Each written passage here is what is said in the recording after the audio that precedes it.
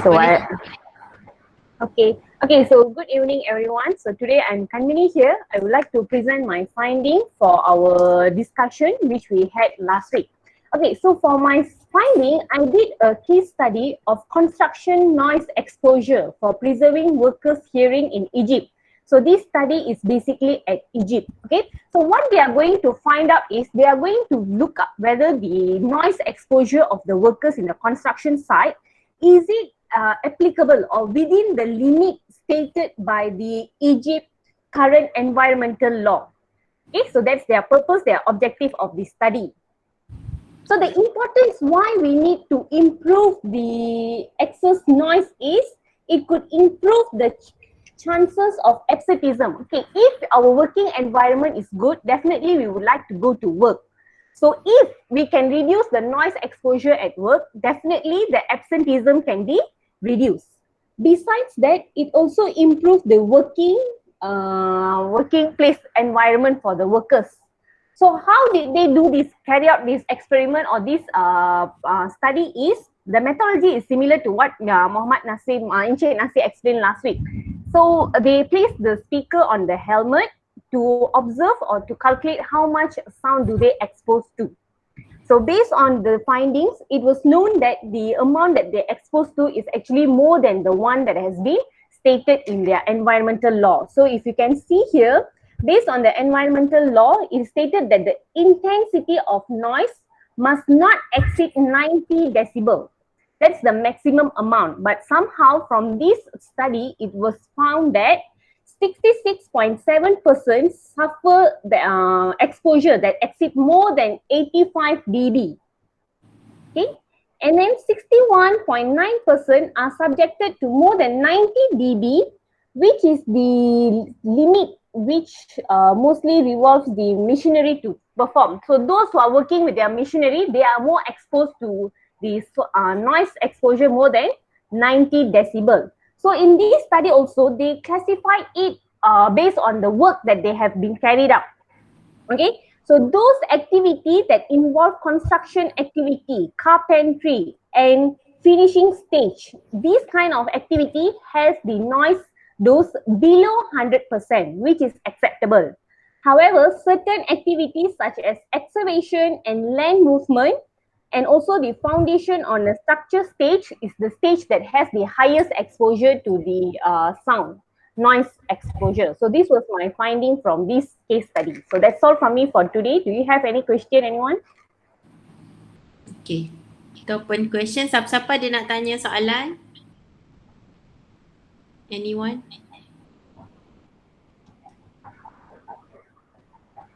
Tak ada daripada kawan-kawan yang lain? Okay, so kalau tak ada tak apa. Kanmini, so basically this study based on actual article, right? Yes, doctor. Okay, study based on article paper Yes, okay. it's a case study that has been conducted. Alright, so basically this is all about the occupational, right? Yes, correct. It's at the construction site. Yeah, construction site. Then just now you have mentioned regarding the how they measured the noise. Can you highlight on? Okay, so the methodology was usually for those who are working in construction site, they will wear a helmet. So in this case, they place a speaker, a microphone near their helmet to observe or to collect the information, how much the noise that the speaker has been absorbed. And then they use the system to find out the decibel that the workers are exposed to. Alright, so basically they are using the noise dosimeter, right? Yes, correct, doctor. Okay, so is it they using the device on, I mean attached on the helmet? Yeah, that's what they stated. Oh, supposedly selalunya lah, usually kita akan install on the area apa ni, level, shoulder level. Paras bahu je. Selalunya dekat badan lah, attached to the body of the workers. Sebab of helmet selalunya maybe akan alat tu jatuh ke apa kan. So they attach to the body lah. Selalu dekat level, shoulder level. Maybe they have different standard method for their own measurement. I think for this study. Maybe doctor, because it's conducted in Egypt, so I'm not sure about their Because this procedures. is also actual study, right? It's okay. Yes, correct, doctor. Okay, so anything from Kemeni? Nothing, doctor. That's all from me for today. Alright, so yang lain-lain tak ada soalan ke berkenaan occupational noise among the construction workers? Specifically in Egypt. Tak ada eh? Okey ke yang lain? Masih kat sini ke? Okey doktor. Tak ada soalan. Okay, so kita akan proceed to the next presenter. So Okay, thank you, doctor. Alright, thank you Kemeni. Alright. Siapa next one? Tadi lagi 5 orang. Saya doktor.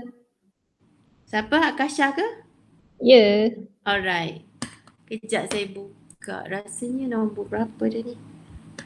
Nombor 8 ni. Akasha yang ada teaser last week Lepas tu nak share screen tak awak punya ni? Tak pernah doktor share je. Okay. Kecil juga ni, boleh nampak ke ni ya? Awak ada awak punya own ni kan? Betul ni kan slide-nya? Betul doktor. Tu ada gambar saya kat situ. Okay. Dari belakang Okay. So sekarang Akasha. Akasha boleh mula? Okay. So basically apa yang saya buat ni adalah berdasarkan kita orang punya risk meeting lah. Okay. So daripada sini kontraktor kena present dia punya how to dia nak manage dia punya letupan dekat site lah. Alright. So basically dia punya main yang akan contribute to the noise is ni lah, impacting tools such as breakers, lepas tu explosive, blasting, lepas tu pneumatically powered equipment macam dia punya jumbo untuk drill kita punya tunnel, lepas tu internal combustion engine ni macam dia punya machine untuk pecah-pecahkan batu tu kan. Okay, so dekat sini saya ada bagi detail lah material yang kita akan guna, detonator, lepas tu machinery dia adalah excavator, lori, robotic machine, jumbo machine, mixer truck, batching plant. Even batching plant pun kita ada on site, kita ada grout pump, kita ada breaker, which is activity yang akan dilakukan di tunnel adalah blasting, shotcrete, breaking, drilling, marking, rock bolting, steel rib installation. So bila kita buat this risk meeting, kita tahu impact dia yang paling kuat, yang paling besar adalah kepada workers. Sebab workers ni dia akan berada tak jauh daripada tempat blasting tu berlaku, dalam kira-kira 100 hingga 200 meter je daripada site. Seperti yang kita tengok yang saya bagi di dalam video tu, dia memang kuat. Sampai dekat sini kalau boleh tengok gambar ni adalah waktu blasting berlaku, tapi ni dia punya bacaannya adalah jauh jugalah sebenarnya. Dia 127.3. Ni kan. Ini yang kita letak dekat surau, which is dalam 500 meter jauh. Kita dapat bacaan yang ni. Oh, 127 ni? Yes, ini dekat surau which is 500. Jadi yang kita fikirkan adalah yang orang bekerja dekat site tu. Betul. Macam mana dia punya kuat dia kan. So dekat situ kita come up with this macam how to manage this noise lah. Macam before work start tu, in term of design, macam mana dia punya contractual semualah untuk kita bagi some macam input how to solve this yang blasting punya issue ni kan. Macam mana kita nak reduce dia punya ni. So dekat sini kita adalah macam mana kita nak plan, lepas tu before work start on site, ini sebelum benda tu berlaku. Dan masa benda tu berlaku, managing noise at site ni kita mesti ada access, assess, ada eliminate, control dan review. So dekat sini pun saya ada letak macam mana bacaan kita selama blasting berlaku selama sebulan lah. So kalau kita boleh tengok, dia akan lebih daripada 100. dia ada 121, walaupun blasting tak berlaku dia tetap 100 juga. So kita punya blasting ni kita depends on act daripada Jabatan Mineral dan Galian Requirement lah, which is waktu blasting dia punya allowable punya ni adalah 120. Okay. So vibration dia tak lebih daripada 3. Memang dia 120 Ya, yes. Ini bawah JMG lah. Okay. Okay, so daripada kita punya tu, kita masa design kita dah mitigate semua. So the mitigation action dia adalah kita install sound curtain dekat inlet dia. Alright. Kita ada sound curtain. So dia sebenarnya sedikit sebanyak dia reduce lah. Kalau tak sebenarnya dia lagi kuat lah. Sedangkan kita install sound curtain pun dia boleh sampai 127. Okay. Kalau kita tak install tu dia akan lagi kuat lah. So reason kenapa dia lebih kuat dan lebih kuat adalah bila kita mencapai depth of drilling between 2.8 hingga 4 meter tu, kita gunakan detonator lagi banyak lah untuk ni sebab dia dah sampai good rock. Bila good rock tu kita memang kena put more detonator lah sebab dia hard rock kan, dia very good rock, so kita memang kena banyak letupan lah kat situ. So dekat situ memang akan mencapai sampai 160 dia punya kekuatan letupan tu. Okay, 160 tu dekat distance 500 meter jugalah alat dengan yes doktor, yes. So kalau dekat tu memang kalau dekat tu lagi kuat. Macam video yang kita dengar tu sebenarnya masa awal-awal, which is dia tak sampai dekat good rock lagi, tapi itu pun kita dengar dah kuat. Apatah lagi masa diorang dah sampai dekat good rock, which is diorang letak more detonator dekat situ, dia memang lagi gegaran dan ni memang kita dah exceed JMG limit. Okay, itu saja daripada saya. Alright. So kita open question dulu. Ada apa soalan? Ada yang peka tak Akasha dekat sana? Oh yes, kalau tengok gambar saya tu sebelah tu ada orang putih di situ. Dia memang akan monitor. Dia memang specialist. Okay. So far tak ada case hearing loss lagi ke? So far dia orang ada protection lah. Dia orang ada punya mask untuk telinga tu, saya tengok dia macam very high technology juga sebab dia orang import daripada Jerman kan. Oh, so dia ada earmuff dan earmuff, yes. Alright. So basically masa during blasting tu maksudnya position workers ataupun anyone yang related to the project lah, berapa dia punya nearest distance between tempat yang saya berdiri dalam video tu, tempat yang diorang ramai tu dekat luar tu, kita akan assemble dekat situ. Okay, so basically dalam 100 hingga 200 meter macam tu lah. Okay. Kiranya alat tu memang dekat distance berdiri ni lah installnya? Oh tak, yang alat ni saya cakap doktor, which is dekat surau. Jauh daripada tu. Jauh lah lagi jauh. Oh, so basically tempat awak berdiri ni lagi bising lah kan? Lagi kuat. Okay. Tapi semua ada PPE semua lah Ada. Nak tanyalah yang waktu yang tempat orang assemble tu dia berapa desibel dia punya ni ke tak kira? Sebenarnya kita tak kira. Sebenarnya kita punya point-point yang kita dah letak alat tu, which is kita orang ni nak tunggu masa tu saya tengah bawa a few of IEM punya orang untuk lihat macam mana blasting tu berlaku. So sebenarnya itu memang tempat assemble, bukan tempat plotkan meter ni lah. So tak tahulah info berapa dekat assemble tu tak tahulah berapa. Tak tahu. Tapi kalau dah kuat dah macam gitu, betul. Tinggi jugalah sebenarnya. Betul. Sebab ni dekat surau ni jauh juga tau, surau ni dia 127.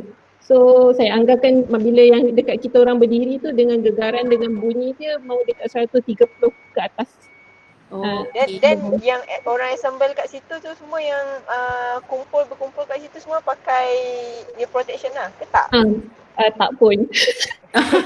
Sebab yang datang tu adalah orang macam dia datang sekali-sekala kan, yang bukannya memang frequent yang duduk situ. Yang mana yang betul-betul dekat situ memang dia orang ada dia punya earmuff yang yang high tech sikit lah. Macam kita orang datang untuk tengok dia blasting je. Alright. So masa tu awak efek sendiri tak doktor? apa? Walaupun sekali tu dia tak ada efek ke? Dia depends jugalah. Betul, depends 130 dekat something. kita punya capability hearing ni lah juga. Rasa tak ada efek kot. Dia efek sejam 2 jam dia, ni macam saya ingat macam gunshot jugalah. Gunshot Betul. 160. Betul. Dia bila dia tembak kita terus hilang dalam 10 minit macam tu. Itu Kita tak dengar. tembak. Ini macam ni kan benda tu continuously kan, kuat kan? kerja tu. Betul. Tak, seperti macam yang dia cakap, ini adalah macam one time punya ni, bukan letupan letupan. Bukannya kita macam okey, orang yang bekerja dekat tanah ni memang yes, boleh memang boleh akan jadi hazard lah dekat dia. Dia mungkin akan lost hearing. Mungkin akan tapi untuk yang one time punya orang yang datang nak tengok masa tu je lah Yes, masa tu je doktor. So masa awak kat situ pun awak sendiri tak pakai lah masa gambarnya adalah masa diorang tengah nak letak detonator. Belum dia tengah drill untuk letak detonator. Okay. Alright. So ada apa-apa lagi? Soalan ke apa-apa daripada Akasha? Tak ada dah? Tak ada dah. Okay, terima kasih doktor. Okay, terima kasih juga. Alright. Since tak ada soalan dah berkenaan ni kira actual experience, actual ni lah, case study by Akasha dekat own workplace kan.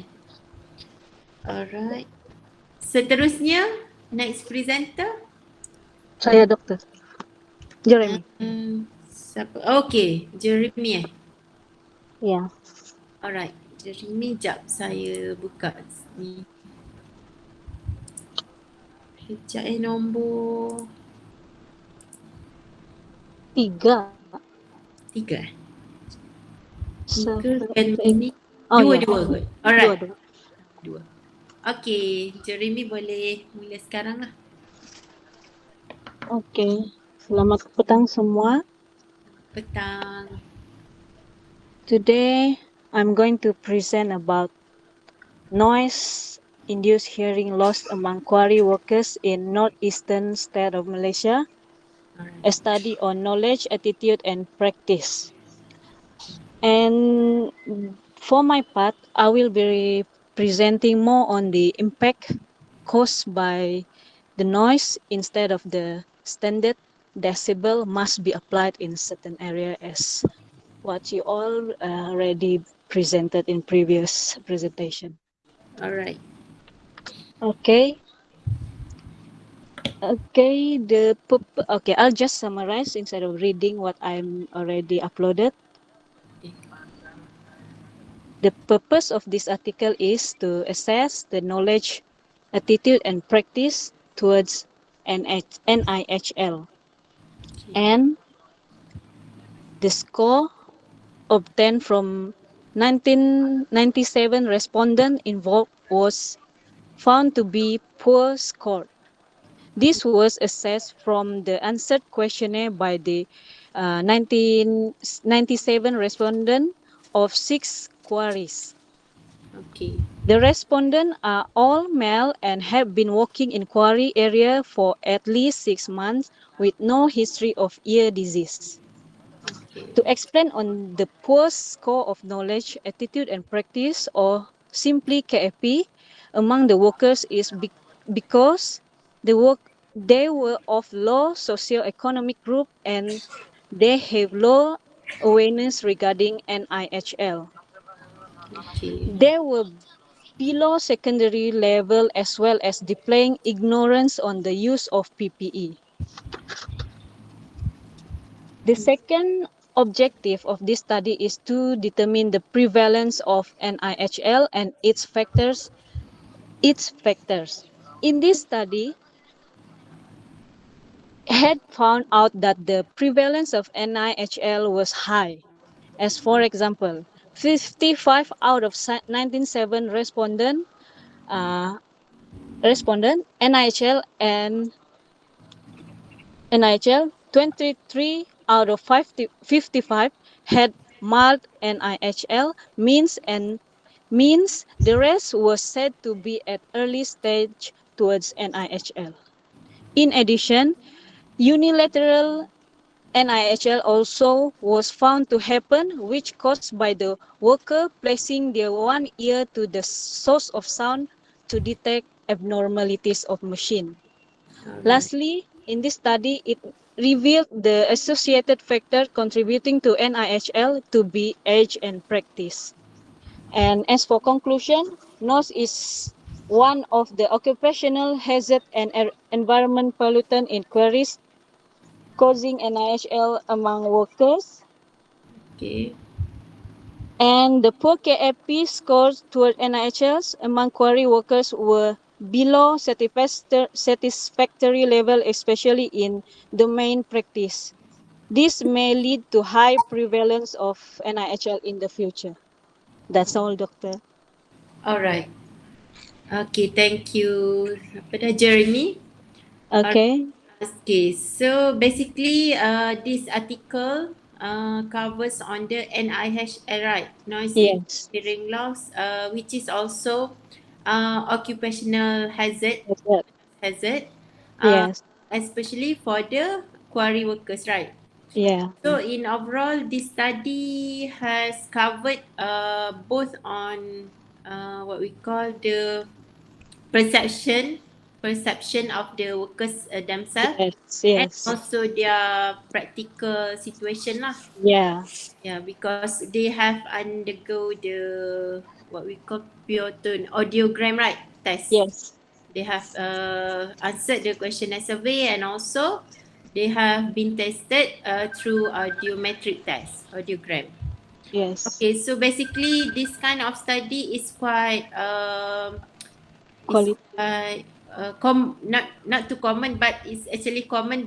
However, it's varies based on different field, right? Sometimes for the quarry workers, and also it can be for construction workers itself, and also for the manufacturing industry. Mm-mm. Okay, so regarding this, basically it is also one of the occupational noise hazard. Anyone? Any question from the rest of you? Ada soalan ke? Berkenaan NIHL. Because this kind of study also salah satu scope of study which quite significant lah among the researchers, and also jadi satu apa orang panggil interest among the practitioners juga. Okay. Semua okay ke? Doktor, saya nak tanya. Alright. Okey, kalau kalau sebenarnya banyak study yang pasal NIHL ni, Yes. noise induced hearing loss ni, dia ada disebabkan macam dia kerja dekat tempat bunyi yang berkuasa tinggi lah kan. Betul. Okey, selalunya dia punya pendapatan dia adalah macam dia kena kerja shift, tak boleh lebih masa, ataupun rotation kalau dia kerja sebulan, lepas tu dia kena cuti sebulan, macam tu kan. Betul. Tapi bila benda tu di-invent, adakah benda tu boleh mengurangkan this impact kepada orang-orang tu, doktor? Oh, maksudnya adakah dia orang akan lagi better ke?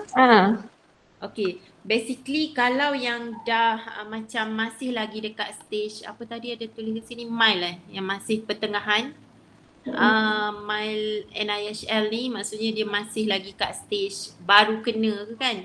So ada lagi possibility dari segi medical tu, maksudnya ada lagi treatment lah. Tapi kalau dia dah memang severely exposed dan dia punya hearing loss pun dah affect very much, tu memang agak susah dah lah untuk dia orang recover balik. Sebab sebelum ni saya ada juga involve dengan macam NIHL sebab case NIHL ni direkodkan juga dekat Perkeso semua tu kan. So basically yang mana yang dah severe ni memang tak ada chance dah lah untuk dia orang recover. Even dia ada macam rotation of work ke shift dia dah berkurang. Tapi kalau dah dia dekat severe stage tu memang dia dah tak boleh nak recover betul-betul dah lah. Sebab tu dia ada kategori mild ke dia dah kan. Macam itulah secara generalnya dia punya effect. So awal-awal tu memang kena ada dari segi management punya part jugalah untuk sentiasa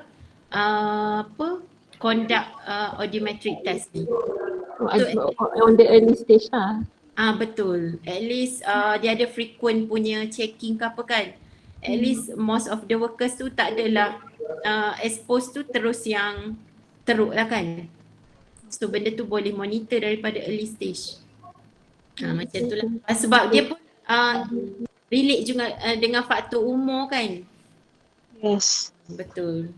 Dia punya hearing capability tu for sure will reduce lah as the age lagi banyak, lagi meningkat umur. So possibility untuk dia kena tu lagi tinggi lah. Alright. Tu je dia punya ni. Okay, thank you Doktor. Alright, welcome. So ada apa-apa lagi soalan berkenaan this article by Jeremy?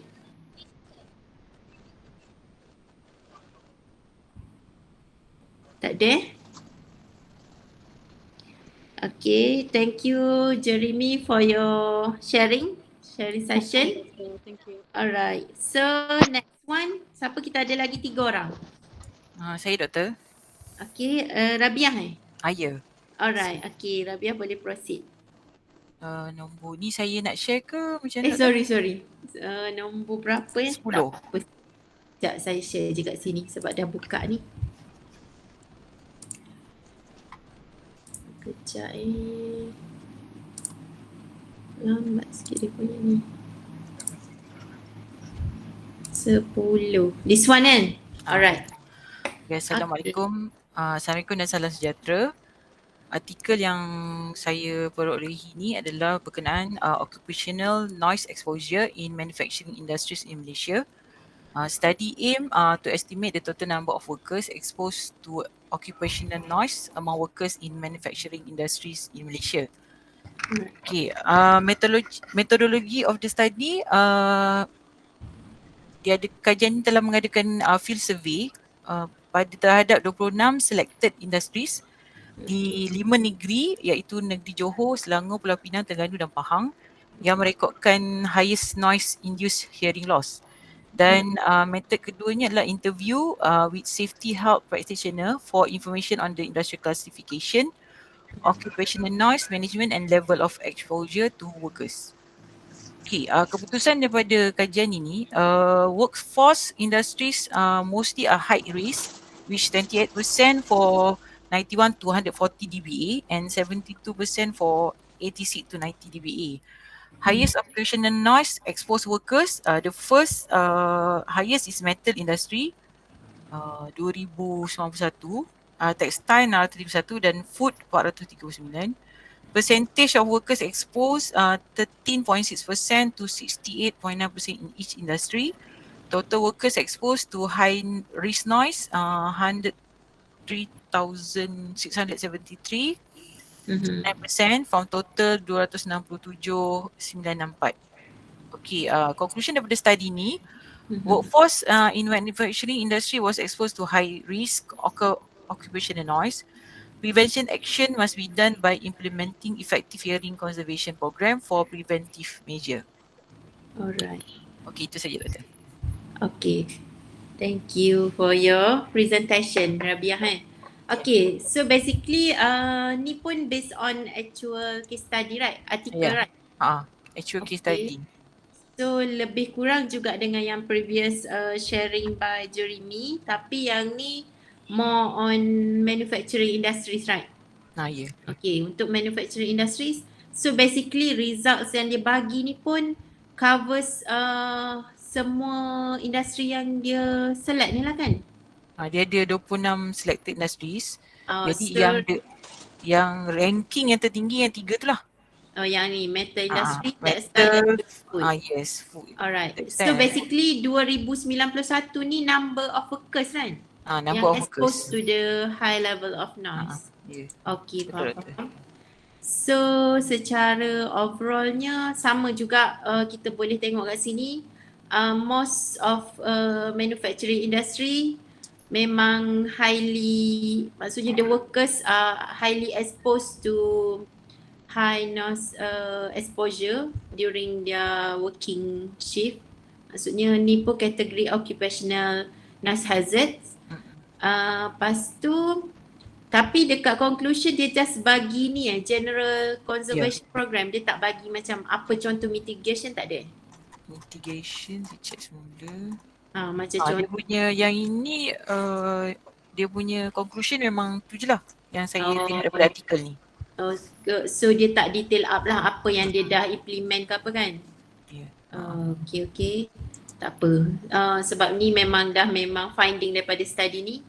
Tak apa, sebab sini maybe dia nak highlight part ni je lah kot, results ni. Dia nak tunjuk mana industri yang highest ni, tiga industri yang top lah. Highly exposed to the noise. Tu je lah kot dia nak highlight. Macam conclusion dia tak ada pun cerita pasal detail on noise mitigation, right? Kalau macam manufacturing industries ni sebab equipment yang membuatkan bising kan dengan betul. And one thing dengan dia punya activities. So betul. we kena on production of machine itself lah. Dia mungkin kita macam dalam safety ni kita belajar first eliminate is the yang terbaik. Betul. Kalau yang ini eliminate buat machine yang tak bunyi lah kan. Betul. Maybe kita kena ada treatment at the source lah. Maybe kita akan install any soundproof punya absorber ke, maksudnya sound absorber dekat mesin tu sendiri. Sebab kilang ni kalau ikutkan dia agak close space kan, enclosed space. So apa-apa pun treatment dia memang mostly dekat mesin lah sebab mesin tu main source kan. Sebab sebelum ni saya pernah juga pergi melawat satu kilang rubber. Dia produce, saya tak ingat dah apa actual product dia, tapi dia rubber lah, rubber base punya manufacturing dekat Senai. Kat situ dia memang sangat kilang, biasalah kilang dia agak tertutup juga kan. Dia ada split area untuk yang memang betul-betul high noise level punya activities dan juga yang biasa. So yang high noise level punya activities ni dia ada macam split area yang kira jauh sikit daripada workers yang lain. Tapi memang agak tinggi. Tak silap saya 100 berapa boleh cecah kot 130, 140 macam tu. Dan yang paling macam agak terkejut juga, ada je yang workers tak pakai PPE ke apa. Maksudnya dia orang dah immune dah memang terbiasa dengan level noise macam tu. Dan benda tu kira macam daily exposure lah, ikut dia punya shift of work juga kan, working shift. So tengoklah kalau dekat manufacturing industry ni memang sangat menjadi keperluan management punya ni lah. Management punya mitigation untuk ni noise control tu sendiri. So tu je apa yang saya boleh share untuk manufacturing industries. Adakah siapa-siapa nak tambah apa-apa maklumat ke berkenaan ke pernah juga ada experience regarding this noise exposure at any factory ke? Tak ada? Semua okey ke? Okay. So far? Alright. So Rabiah tak ada? Alright. Okay, thank you. Thank you, Doktor. Okay. So the next one kita ada lagi 2 orang. Siapa nak present dulu? Encik Muzaffar ke Sela? Dah ada kan dalam ni Encik Muzaffar dan juga Sela. Ataupun boleh tak macam mana nak share screen lah? Awak nak share sendiri Kalau nak share kejap saya kena stop sharing dulu. Kejap ya. Okay. Nampak? Kejap dah share? Tapi masih belum appear ni. Ada. Okey, nampak? Okey, nampak. Assalamualaikum dan selamat petang. Actually, this is my sharing lah from our website. Onshore pipeline construction, kita ada dua. Satu construction, satu operational. So kalau kata in term of noise, saya ambil dua major activity lah. First kali during construction, dia kata the high noise activity is grinding. Sebelum kita buat welding, kita grind, buat surface prep untuk leveling apa semua between each pipe tu. Ni steel pipe lah yang kita pakai, carbon steel pipe. Kita akan buat grinding, so that's where the highest noise come from lah. So bestnya memang lebih 85. Tapi just to share, kat luar, ini saya lupa gambar ni kerja kat overseas lah, dekat Iraq. So kita sana tak ada offshore, kita onshore saja. Dia tak ada regulation pun dia tak macam kita. Tapi kita mesti based on 85 lah. Semuanya in term of safety culture ni, bila kita ada, of course dia pakai ear protection lah. So bila kita tak ada, dia mungkin pakai, mungkin tak pakai. Okay. So dia punya kata awareness tu belum sampai lagi lah. To the local tu. Of course just to share, of course we are managing, control and monitoring the noise, but kita pun tak nak dia macam prolong exposure, which may lead to the short term and long term loss sharing lah. Okay. So apart from the grinding works, kita ada satu lagi, for example operational. Pipe ni dia boleh jadi sangat high noise activity during the blowdown. Blowdown ni bila contoh blowdown ni untuk pipe gas saja. Pipe kalau crude, water utility kita tak ada blowdown lah. Sebab dia high pressure. Bila kita isolate the pipe and then kita nak depressurize, of course kita akan venting out the remaining gas dalam pipe. So kat situ akan ada high noise punya activity lah, which normally blowdown ni planned activity. Kadang-kadang coach akan datang ke site kita dan monitor juga with the punya monitoring consultant. Dia akan record berapa radius, safe radius, dan dia akan record pakai apa nama, macam mikrofon dekat tripod tu, saya lupa dah nama dia. Sound level meter ke? Dia akan record juga sekali dengan kita punya monitoring, and of course lah dia akan tengok. Okay, saya buka satu clip, nampak So ni contoh pipeline blowdown. So memang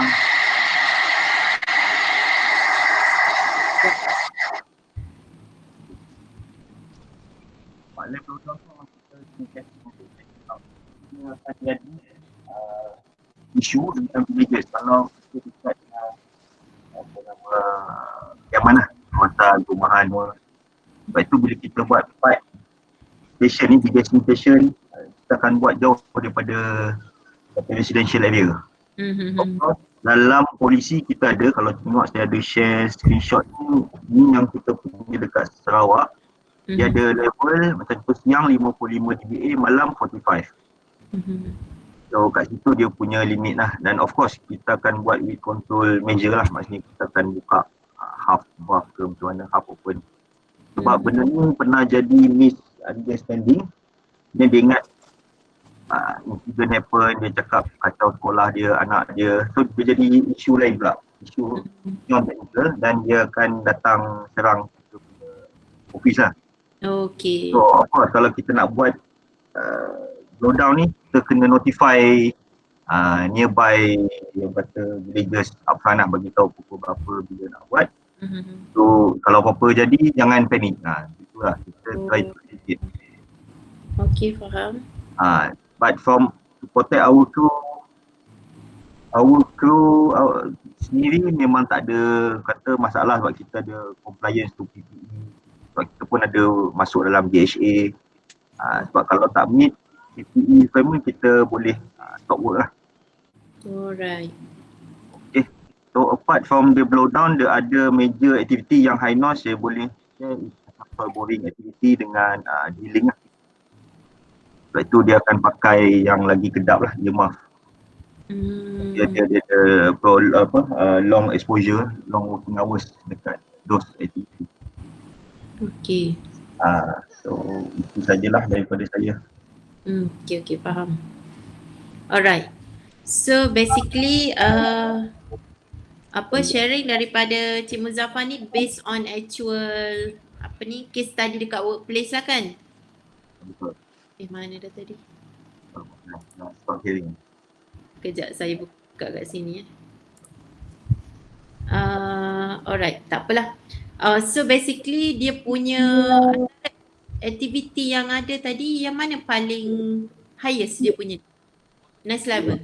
Tadi kan ada Okay, kalau blowdown tu lagi tinggi lah. Tapi blowdown tu kita keep people away sebab kita just buka dan dia ada pressurized step lah. Okay. So blowdown tadi yang cik cakap dia plan activities kan? Ya, kita kena buat schedule upfront lah dengan notify nearby people. Resident lah, community ke apa? Komuniti, sekolah ke apa tu. Kita kena bagi tahu lah. Okay. Lepas tu tadi saya tengok ada refer guidelines tu schedule 1 kan, DOE? Ada. Itu kita masuk juga dalam kita punya procedure. So that means we are following DOE punya requirement juga lah. Okay, faham. Lepas tu satu lagi saya nak tanya, blowdown activities tu maksudnya dari segi dia punya frekuensi macam mana? Dia kerap ke? Tak, dia biasanya kalau kita buat average setahun untuk satu pipeline mungkin sekali ataupun mungkin 3 tahun sekali, jarang lah buat. Oh, jarang lah. Kita ada buat maintenance lah. Alright. Okay lah. Sebab tu dia boleh plan lah kan activities tu. Boleh plan. Unless kalau ada unplanned repair, then kita kena cari masa yang sesuai jugalah untuk buat tu. Bukan tengah malam nanti orang kan terganggu. Betul. Yelah isu gangguan noise annoyance dekat residents ke community ni memang agak ni lah kan. Takut jadi ke kes saman ke apa kan. Betul. Dia jadi sensitive issue lah. Betul, sensitive issue. Lepas tu satu lagi aktivitis tadi yang grinding tu dia kira kurang lah sikit kan? Bunyi dari dia kuat tapi radius dia tak jauh lah. Dia kuat maybe dalam 5 meter punya area from the grinder itself. Okay. Tapi kita just suruh enforce, try to educate them kena pakai the right PPE. So basically apa yang Encik share ni cover both lah, dekat workers tu sendiri dan juga concern dekat nearby community kan? Ya, betul. Alright. Okay, thank you. Siapa dah? Encik Muzaffar? Okay, sama-sama. Okay. Ada apa-apa nak tanya? Yang lain-lain ada soalan ke? Yang nearby community tu berapa desibel biasanya kalau buat semua aktiviti tu? Average lah. Kalau kita measure tu dalam 70 to 60 kat lah. Tapi kalau ikut kita punya polisi yang dalam tu, siang 55, malam 45. Ikut ke? Memang ada buat measurement lah. Memang kita kena buat measurement. And then endorsement akan hantar dia punya representative juga. Tengok dia punya monitoring. Contoh yang nearby community punya ada kalau rumah ke apa tu company provide macam earmuff ke ear protector untuk community tu ke? Sebab kadang-kadang kalau macam tu diorang macam diorang aware tapi sebab tak ada benda tu diorang pun bodoh je. Tak ada provide. Itulah yang biasanya part of the CSR activity memang dia dah explain pasal betul layman term lah. Apa itu blowdown dengan dia akan bagi jugalah betul dia plug. Ada bagi jugalah. Bagi dia plug lah. Ya, maksudnya bila kata time ni kalau rasa benda tu sila pakai lah. Tapi of course biasanya tak pakai pun sebab kita boleh manage aktiviti. Memang dia bagi pun tak pakai? Dia rasa, tapi kita bagi juga lah. Kita pun tak tahu dekat rumah dia pakai ke tak, tapi biasanya tak sampai mengganggu lah. Kita benda tu kontrol. Okay. Alright. Okay. So ada apa-apa lagi daripada kawan-kawan yang lain? Tak ada dah ke? So kalau tak ada, kita proceed dengan last presentation. Terima kasih Encik Muzaffar. Alright. So Sela dah ada ke? Sela will be our last presenter. So I punya topik ni is actually noise hazard in offshore oil platform. So I ada bagi basically just the introduction, apa yang standards yang ada dalam field is NIOSH, National Institute of Occupational Safety and Health. And I think I buat summary in noise hazard in offshore oil platform. The additional one is that because employee lives in accommodation, so diorang ni exposed to continuous noise hazard exposure. So if it's construction or other areas, kita just go to work like 8 hours or 12 hours and then we go back home. There is some time to rest or be away from the noise hazard.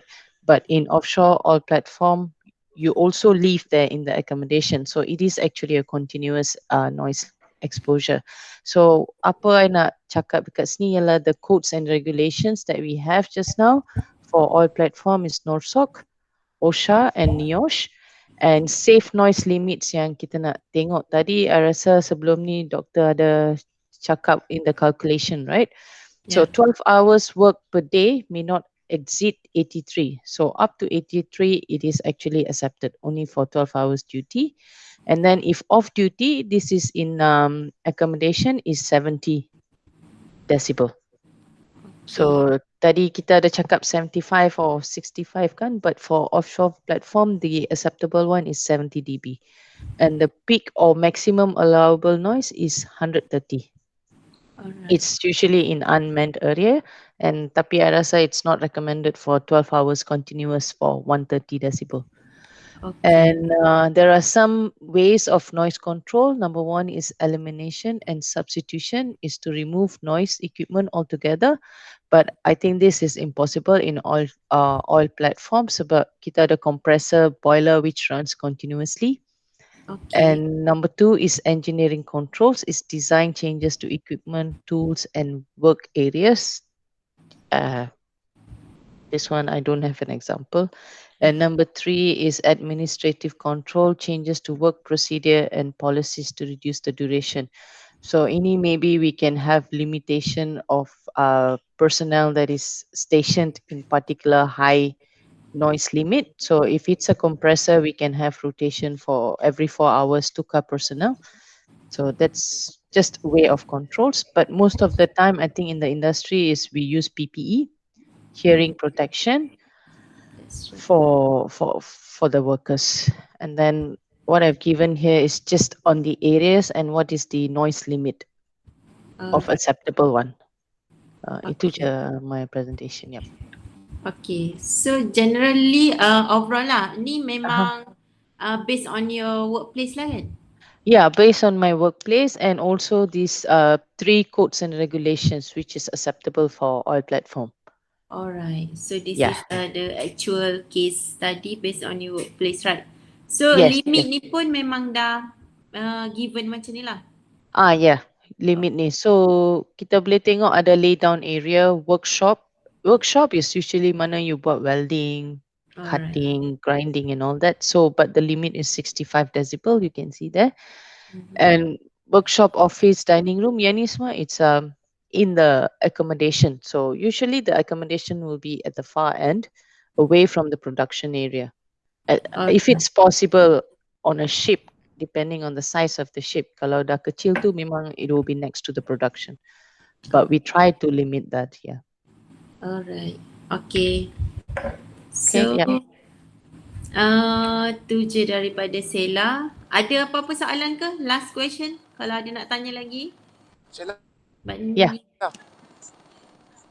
Yes. Yang ni all platform ni yang kat mana? Dekat local ke ataupun kat mana? Ini Sarawak. mostly overseas Offshore ni? I guna. Yeah. Tapi OSHA punya codes ni Overseas. it's also applicable for Malaysia if I'm not mistaken. Oh, okay. Correct. Yeah. Yeah. But I think from Sebab dia tengok kat situ, comparison, go on. sebab saya dah tengok kat situ dia punya ada 70 dB kan. Sebab sebelum ni kita nampak macam ada 83, 90 tapi yang ni 70 dB. Yang tu masa off duty. Yang 83, 90 tu masa dia dekat field work. Yeah. Tapi kalau dia dah off duty, that means after 12 hours, dia tak boleh lagi continuous for 83. Because what is given is maximum 83 for continuous 12 hours. So off duty noise, kalau you tengok nombor 2 tu, it may not exceed 70. That means lepas dia dah kerja, dia duduk dekat accommodation. Sebab dia punya accommodation is located in the platform itself. Oh. Yeah. So that's the difference actually. Oh ya, dia tu kan nampak. Tapi ni bukan kat Malaysia lah kan. Dia overseas. Tapi I rasa kat Malaysia pun if oil platform it's pretty much similar, the same. It's not much, tak banyak beza dia. Nah, sebab kalau kita cakap oil platform, dia duduk kat platform 24 hours kan. So memang dia punya OSHA cannot be exposed more than 12 hours for more than 83. But I think maximum also 90 if you give it, cannot be more than that. Okay. Yeah. Okay, alright Sheila, thank you Sheila. Okay, thank you Afif. Okay ya, Okay. 5 minutes. Alright. So tak ada soalan Alright. So kita pun dah memang dah nak habis dah ni. So Sheila tak ada dah kan? Tak ada, itu je. Alright. Okay, thank you Sheila for your sharing session.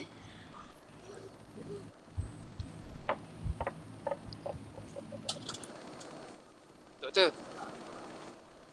Oh doktor dengar saya tak? Ya. Dengar.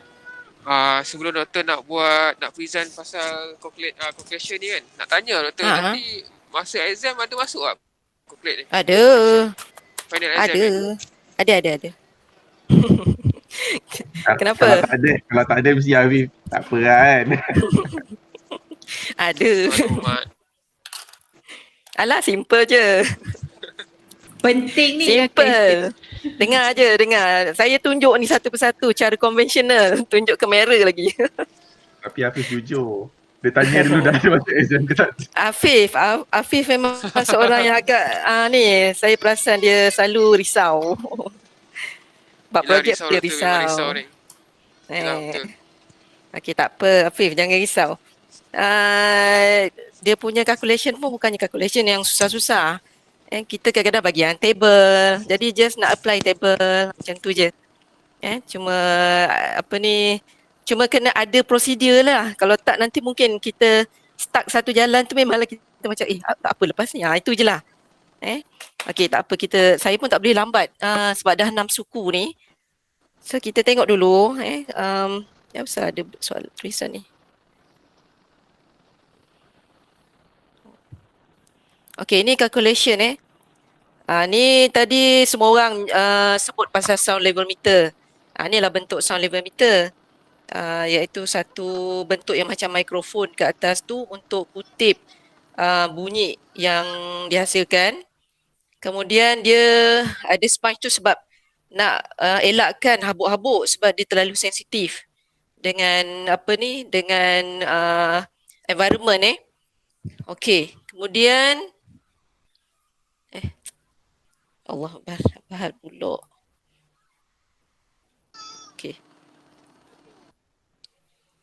Okey, inilah noise dosimeter. Okey, nampak tak? Nampak? Okey. Okey, ni noise dosimeter yang kita gunakan untuk ukur ukur noise yang kita pasang di bahu seperti mana tadi siapa dia sebut pasal, sekejap saya cek. Yang siapa yang sebut letak dekat helmet, dekat helmet ke Kan Mani Itu paper tahun berapa Kan Mani? Paper tahun berapa tu? Dia tak dengar Okey, tak apa. Pasang helmet pun tak ada masalah. Ya. Dia tersilap. Dia tertekan left. Baru join balik. Okay. Okey, tak apa. Yang pasang helmet pun okey sebenarnya sebab dia punya hello, kenapa bunyi dia ada double?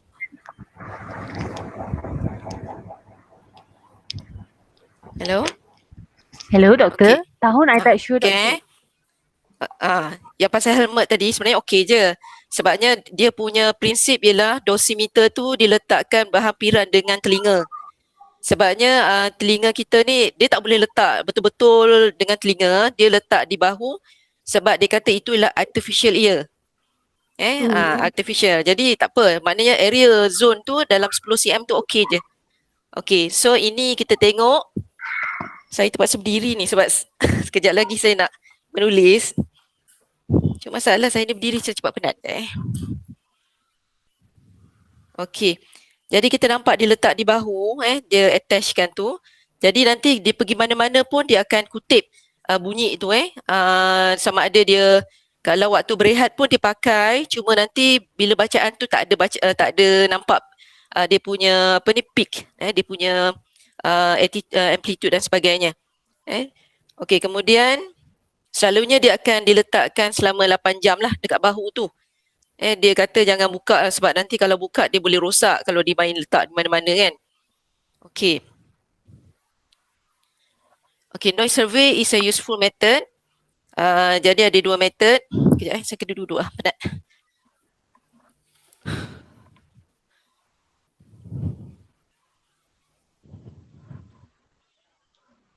Okey, 2 method. Area sampling dengan personal sampling.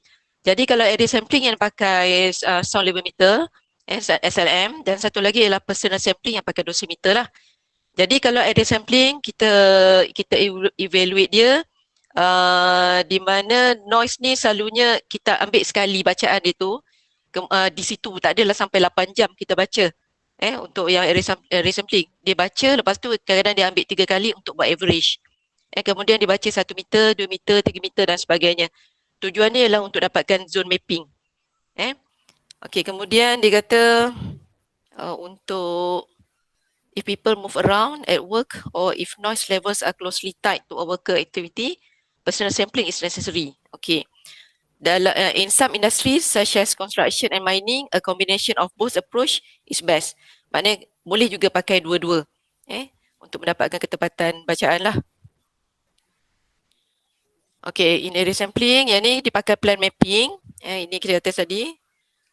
Ini yang baru noise regulation yang baru. Kita ada noise regulation tahun 1989 dan yang terbaru ialah noise regulation tahun 2019. Untuk noise regulation 1989 dia duduk bawah FMA. Tapi untuk yang baru ni dia duduk bawah OSHA. Okey, jadi dia ada kaitan dengan penalty lah, penalty dia agak beza. Okey, yang ni kita kata noise mapping di mana dia boleh color ditunjukkan area-area tu dengan color seperti mana kita nampak sini ada white, yellow, red and purple. Maknanya purple ni yang terlalu bahayalah, exposure yang sangat tinggi area zone dia tu. Okey. Okey, ini ialah daily noise exposure duration limit untuk noise regulation 1998 sebelah kiri, dan satu lagi ialah table 10.1 tu itu untuk noise regulation 2019. Okey, apa beza dia? Kalau yang tahun sebelum ni iaitu tahun 89, dia menggunakan 90 decibel sebagai maksimum sebagai mandatory lah selama 8 jam. Tapi untuk yang terbaru ni dia dah kurangkan jadikan 85 decibel untuk 8 jam bekerja. Dia ada sebab lah, sebab bila dia buat study dia dapati 90 decibel ni masih ramai yang yang berlaku loss hearing impairment. Jadi dalam kes ni dia kata dia kena kurangkan, dia buat kajian tu dan akhirnya dia dapat finding 85 adalah yang terbaik lah. Okey, jadi kalau kita tengok kat sini nampak tak 90 tu 8 jam, lepas tu nanti dekat 95 tu 4 jam. Lepas tu nanti dekat ini yang lama 90, 95, lepas tu nanti 100 2 jam. Jadi dia 2 kali ganda lah. Bacaan ni namanya range dia 5. Tapi yang terbaru ni range dia 3. Okey, macam mana nak cakap range 3? 82, 16 hours exposure limit dia. Okey, 1, 2, 3, 85. Bacaan 85 tu 8 jam. Nampak? Dia bahagi 2. Kemudian 3 range lagi, dia dah jadi 4 hours. Dia akan berbeza 3 range bacaan dia untuk 2 kali ganda tu. 2 kali ganda kecil kan ataupun 2 kali ganda besar kan. Jadi dia akan melibatkan bahagian formula jugalah. Akan ada sedikit perubahan. Okey. Yang ini yang saya minta printkan yang bahagian table 1 sebab yang ni ada kaitan dengan pengiraan kita. Okey. Berkaitan dengan dos pula. Okey, ni yang old version saya dah cuba cari dos untuk yang kiraan baru tapi tak jumpa. Jadi kalau ikut yang ini dia dah ada table juga. Kita nampak bahawa kalau 90 desibel itu dia 100% dos. Tapi kalau 85 ialah 50% dos. Itu kita kata tadi 85 90 range dia 5. Jadi dia ada 50% perbezaan dia. Jadi kalau untuk yang terbaru kita boleh agaklah sebenarnya persen dia setiap 3 range tu dia akan berubah-ubah. Perbezaan dia ialah 50%. Okey, sekarang kita nak masuk bahagian kiraan. Doktor, sekejap. Ya. Maksudnya 3 dan 5 tu exchange rate lah kan? Ya, bahagian range dia. Exchange rate dia. ER lah. Alright. Okey. Masuk dekat measuring noise exposure. Okey, ini untuk sebenarnya ada 3 case. Tapi sebelum masuk 3 case ni kita nak tengok macam mana nak gunakan table tadi yang saya tunjuk. Okey, ini ialah kalau keadaan constant sound level. Maknanya kita berada di tempat kerja tu selama 8 jam dan di tempat yang sama. Menerima sound yang samalah. Okey. Jadi kat sini dia kata dos dia digunakan formula D sama 100 seperti itu nanti dulu. Tengok yang sebelah kanan, dia ada sound level 115 desibel. Okey, katakan kita expose 115 desibel selama 15 minit. Okey, macam mana kita nak dapat berapakah exposure allowed dia? Okey, jadi kalau 115 selama 15 minit kita expose, sebenarnya 0.25 ni kita dapat daripada sini. Tadi berapa 115 Okey, 115. Okey ni 115. Okey, kita dapat yang bawah tu nampak 28 second tu. Tu. Kita boleh kira lah dia punya ni 28 second. Kita masukkan dekat bawah ni. Dekat exposure allowed ni 0.25. Sebabnya okey, yang ni sebab dia nak samakan dengan minit, maka sebelah tu minit jugalah. 0.25. Okey. Kalau tak faham, saya tunjuk dekat. Doktor, 0.25 tu apa? 0.25 minit ke apa? Minit. Okey, tak apa. Nanti sekejap saya check, saya tunjuk sini tak boleh Oh, saya kena matikan dulu share. Sekejap.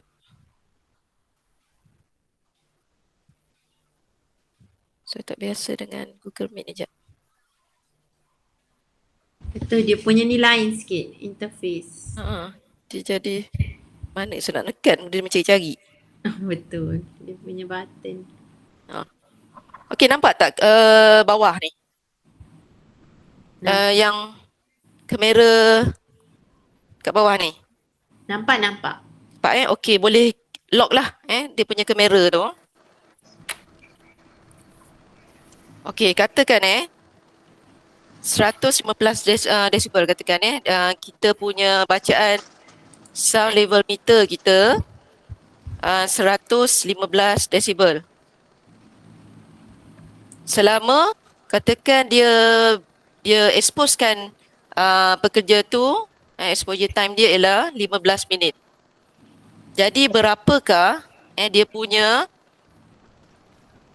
exposure limit yang sebenar? Okey, cara dia tadi ada jadual yang saya minta print kan? Betul. Okey, tengok dekat sini. Kita tengok exposure limit ni daripada table. Dan refer kepada 115 desibel. Nampak tak Terang Okey, exposure limit ni tengok daripada table 115 desibel. Okey, pergi dekat sini 115. So 28 second. So kita boleh lihat kat sini 28 second. Okey, kalau 28 second yang ni minit, 28 second ni nak jadikan minit kali berapa? Bahagi 60. Okey, so kita akan dapat dalam bentuk minit. So adik kena setaralah minit dengan minit. Kalau di ni second, sini mesti second. Macam itulah. Jadi kita akan dapat nilai di sebelah sini. Ni belum lagi, ni baru satu yang basic. Sebabnya lepas ni baru kita nak guna. Cuma dah kuat dia ni, baru kita apply lah. Okey, cuba kalau saya tanya, cuba cari 90 desibel. Contohnya, yang ni tak pakai lagi ni, just main-main je. Katakan dia expose selama 8 jam. Sebenarnya berapa exposure limit dia?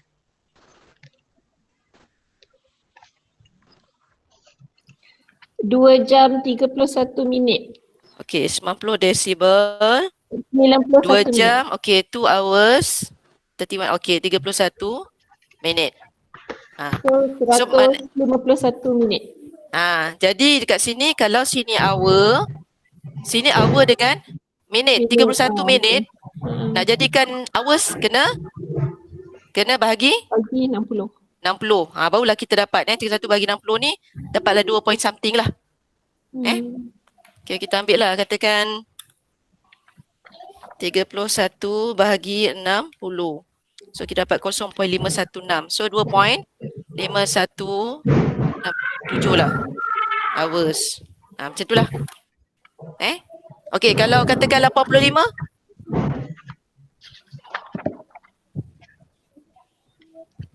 8 jam. Okey, 8 hours. Jadi memang ini standard kita lah. 85 ialah sepatutnya exposure 8 hours. Jadi macam case kawan awak tadi, dia tadi siapa Rabiq? Akasyah Ya, doktor. Okey, Akasyah tadi, dia punya ialah 127.3 kan? Betul. Okey, macam mana nak cari? Sebab dalam jadual ni tak ada. Okey. Dalam kes ni kalau tak ada, dia ada satu formula. Formula dia ialah T sama dengan 8 bahagi dengan 2 kuasa LEQ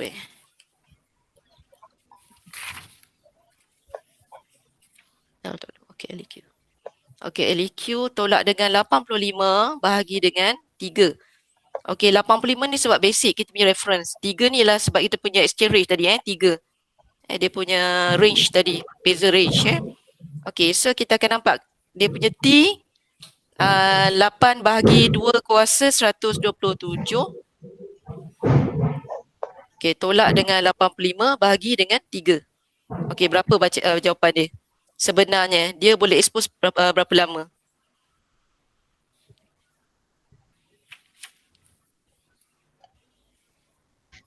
Okey, kita kira lah. 1, 2, 7 tolak 85 bagi 3 14 2 kuasa 14 Okay, so 8 bahagi dalam kurungan 2 kuasa 14 tutup kurungan. Okey, nampak 4.88 3 kali 10 kuasa negatif 4 hour kan? Okey, dah hour. Okey, tukar minit kali 60. 0.029 minit. Tukar lagi pada second kali 60. 1.75 second saja dibenarkan limit dia.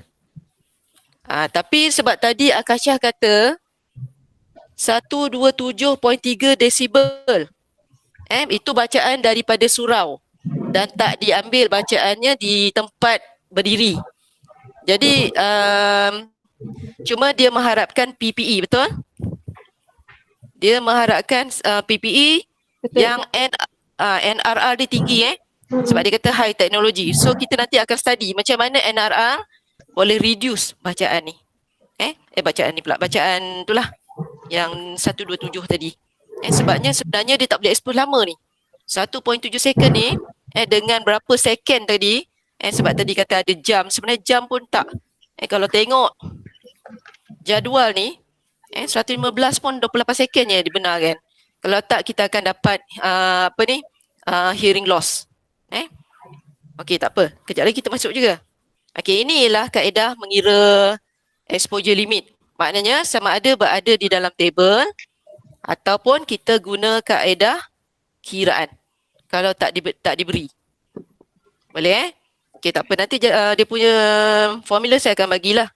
Maknanya kan doktor, kalau kita boleh check balik lah yang dalam table ni kita boleh boleh check balik dia boleh dapat tak yang ya, exposure dapat. Maknanya betul lah semua ni. Okey, cuba buat satu. Ambil katakan saya ambil yang simple lah. 88. Cuba ambil 88. Tak nak lah, saya nak turun. Boleh. 88 akan dapat negatif. Cuba ambil bacaan 88 punya. Masukkan dalam formula ni. Nampak formula? 88. Sorry. Alamak. Macam mana? Betul doktor. 84 jam. Macam mana saya nak log supaya ya Allah.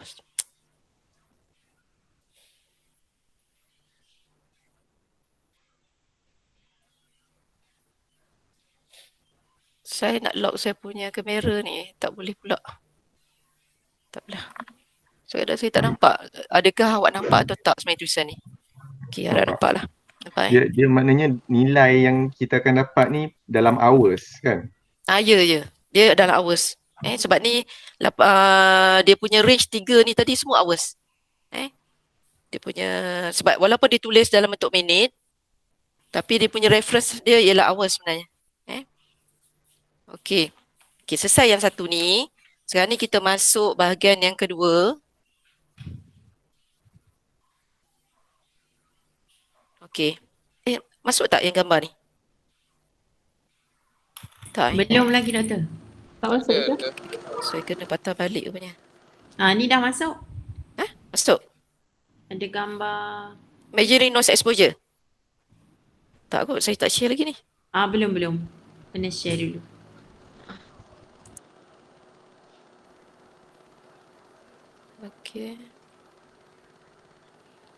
Okey, yang ni measuring noise exposure.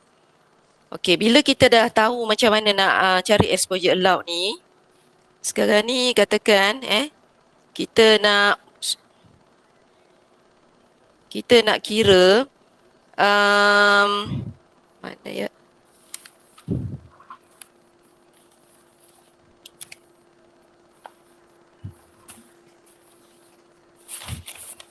Berdasar kepada senario senario tu okey ni.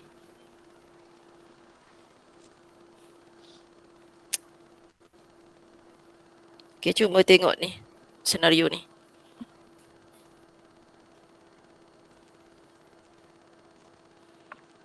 Okey, working hours sila 10 hours. Morning break dia 20 minutes, lunch break dia 45 minutes, tea break 20 minutes. Okey, dia minta kita calculate dia punya daily noise exposure dan juga dose. Okey, macam mana nak buat? Sebelum tu ini case scenario A di mana dikata morning and tea breaks are taken at location within the workplace. Maksudnya dia kena campurkan dia memang kena include lah ketika morning and tea break sebab dia expose waktu tu juga. Morning break dengan tea break. Tapi lunch break dia makan di luar. Di luar daripada kawasan tu. Jadi dalam kes ni kita kena ambil 10 jam tu tolak dengan berapa? Yang tak termasuk tu je. Yang mana? Tolak 45 45 minit. minit. Lunch break saja yang kita akan tolak. Lunch break tolak. Jadi kita akan dapat 10 hours tu tolak dengan 45 minit. Kita akan dapat 9.25 hours. Okey, kemudian kita kena convertkan dia kepada exposure untuk 8 jam bekerja sebab yang itu yang ada dalam standard, yang itu yang ada dalam OSHA punya regulation. Sebabnya di kat sini dia kata exposure dia 10 jam. Jadi kita nak tengok equivalent dia untuk 8 jam berapa sebenarnya yang di-expose. Jadi kita gunakan formula, formula dia ialah, kejap yang ni. Sensitif lah benda lah ni.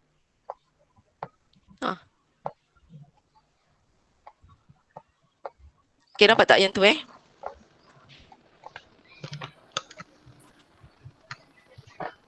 Okay, yang tu LEQTE tu, itu ialah kita punya sound level meter bacaan dia. Campur dengan 10 log. TE tu exposure duration kita yang kita punya 10 jam tolak 45 minit tadi. TO kita ialah 8 jam bekerja. So bila kita masukkan, inilah dia. 87 campur dengan 10 log 9.25 bahagi dengan 8, maka dapat 87.6 desibel. Faham tak?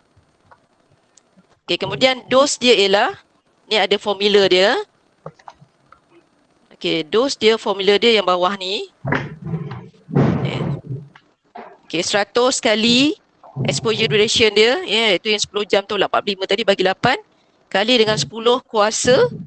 Okey, LEQ kita ialah 87. Tolak 85 bagi 10. Okey. Saya tunjukkan Kita simpan dulu yang ni.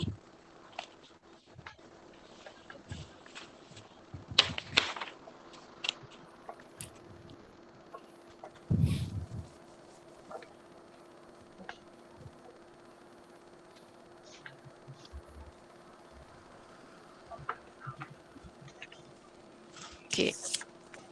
Dia kata bekerja selama 10 hours tapi dia tak nak campur dengan lunch break. Okey, dia tak nak campur dengan lunch break. Jadi lunch break ni berapa jam? Berapa minit? 45 minit. 45 minit. So 10 kita tolak lah. 10 tolak dengan 40 minit. So 10 akan jadi 9, ni jadi 60, 5, 4, okey 6 jadi 5, 10. So sorry, ni 15. So 9 jam 15 minit. Ini ialah 9 hour 50 minutes. Tapi kita tukar kepada hours. So 9 bagi 15 bagi 60 berapa? 25. 0.25. Okay. Saya tunjuklah 15 bagi 60. So dapat 0.25. So 9.25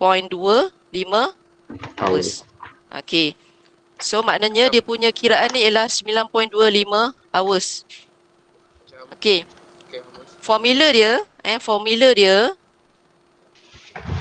ialah okay.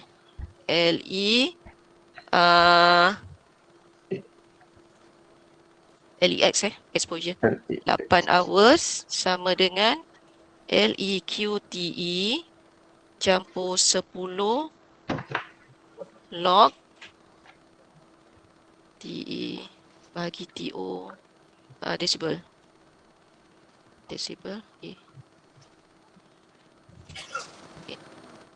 So yang ini ialah 10 jam ni 9.25 bacaan dia tadi dikata 87 87 desibel kan? Ya, 87. 87. So 87 campur dengan 10 log. Okey, exposure kita ialah 9.25 hours Di hours, okey kalau nak selamat tulis je lah hours. Bahagi dengan 8 hours. Baru betul So dapat 87 campur 10 log. Okey, 9.2 bagi 8, 9.25 bagi 8. Kita dapat 1.15625 1.15625. Kalau nak cepat tulis je kat sini maknanya tulis log Okey, 9.25 bahagi dengan 8. Okey, dapat ni kali 10, ni formula. Dapat ni campur dengan 87. Dapat ni. So 88.2 Kosong. macam salah je. Betul tak? Macam lain je doktor. Sekejap macam lain pula. review. 9.25 bagi 8 je sorry, lock dulu. Lock. Tak payah pakai lock kot. Tak payah pakai lock. Kena. Dapat 87.63. Cara picit sama kan? Sama. Cuma saya tertekan, saya rasa sebab ni sarung tangan saya terbesar, entah mana saya tekan katnya. Okey. So, sebab saya kira tadi okey je. Okey, 87.6 decibel A. Okey. Bayangkan kalau 10 jam kita punya exposure ialah 87 decibel, tapi kalau kita standardkan dia kepada 8 jam bekerja, sebenarnya dia dah expose banyak 87, ada penambahan 0.6 kat sini, 87.6 decibel. Okey. So kalau macam tu, boleh tak cari dos dia? Ingat tak macam mana nak cari dos? 100 darab TE bagi 8 darab 10 LEX. Dia ada dua Satu ialah kaedah yang tadi, satu lagi ialah kaedah T sama dengan dos sama dengan 100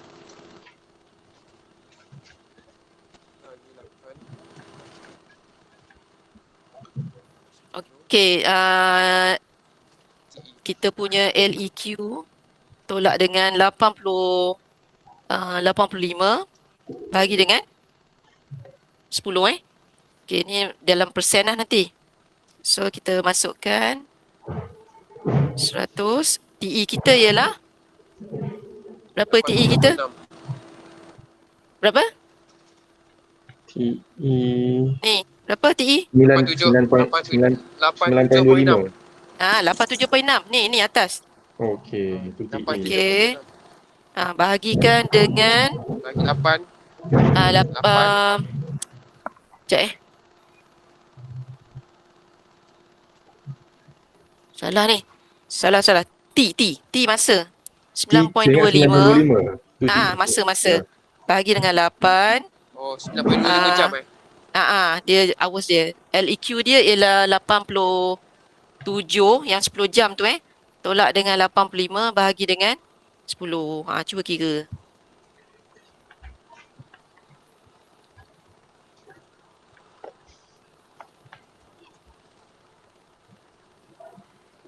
Ya, dapat dia. Berapa? 100?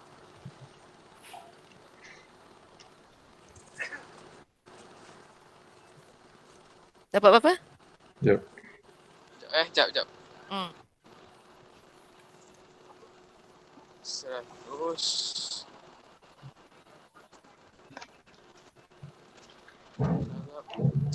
Darab 9.25.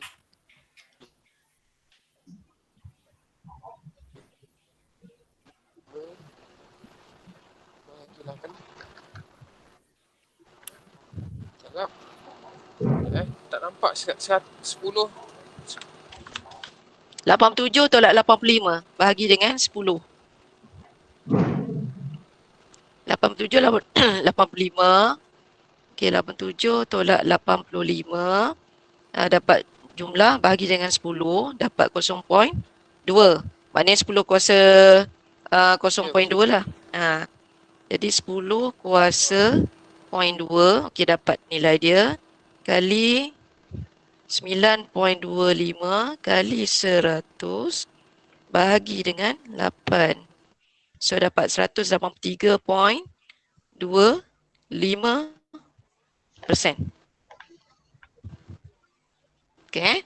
Okey, satu lagi kaedah, tapi yang ni dia ada lari sikit lah. Tapi tak apa, yang lari tu persen dia sikit je. Okey, ingat tak tadi kaedah kita ialah kalau sound level meter kita punya bacaan ialah 87. Kemudian exposure time kita ialah 9 point berapa tadi? 9.25 kan?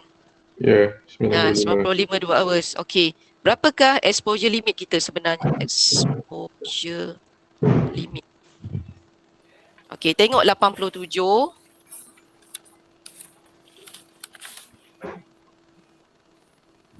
Tujuh, 5 hours 2 minit. Sorry. Betul. 5 hours 2 minutes. 2 minit tak nak. Dia nak hours Jadi ini bagi dengan 60 siap-siap. So kita dapat 5 point something lah. Okey, 2 bagi 60. 033. Dapat tu campur dengan 5 jam tadi. Jadi kita dapat 5.033. Okey, so formula dia dos ni ialah 100 sama dengan 100 C over T. C ialah yang ni Okey, T ialah yang ni. Okey, so 100 C kita ialah 9.25 hours bagi dengan 5.033 hours So kita akan dapat nilai berapa? 6.25 bagi 0.33 dapat 100. Okey, dapat 183.7 900. Nampak? Maknanya kita boleh juga guna kaedah ini. Tapi dia ada sedikit perbezaan lah, percentage dia. Tapi yang kita nak tahu ialah dia dah terlebih dos.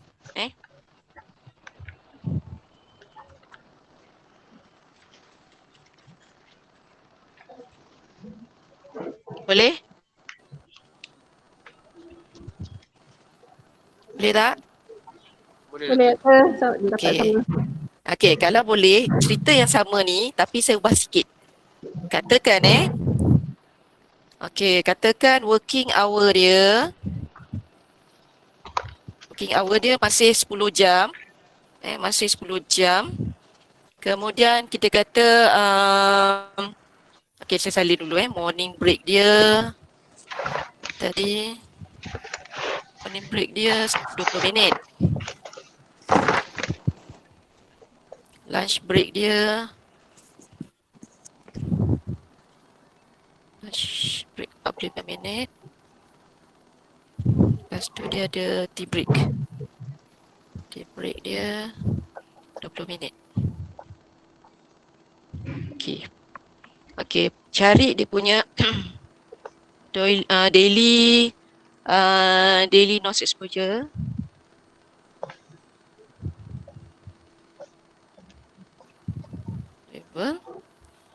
Okey, ni nombor 1. Yang kedua cari dos dia. Okey, sekiranya dia okey. Dia kata semua ni ketiga-tiga ni dia berada di luar. Semua ni dia far away from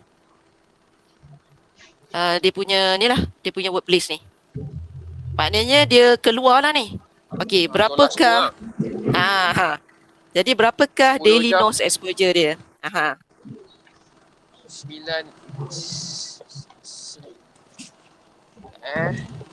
Okey. 10 20 minit 20 minit, 40 minit dengan 20 minit.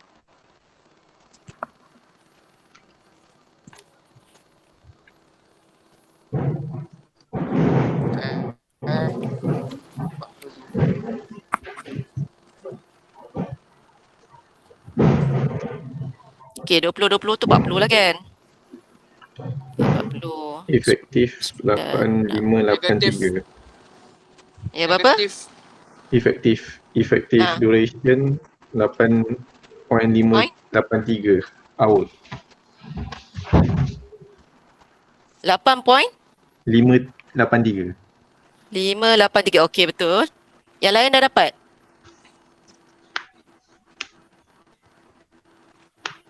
Yang lain dapat tak?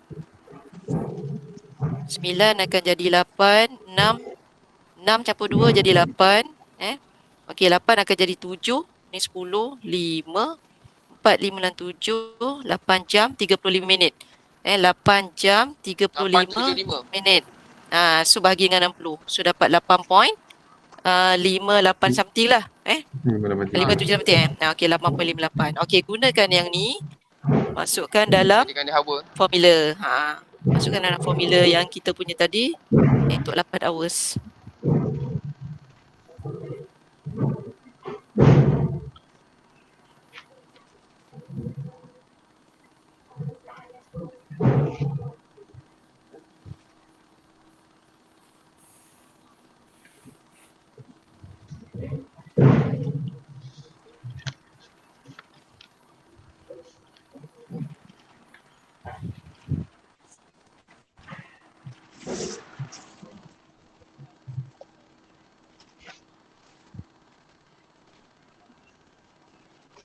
Berapa dapat?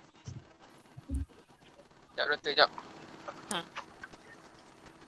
Dalam bas saya kira ni.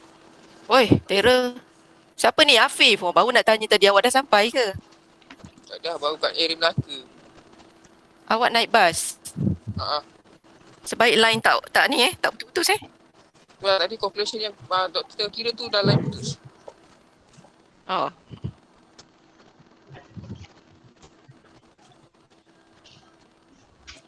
Okey, berapa yang ni? Dia punya 87.306. Okey, tengok.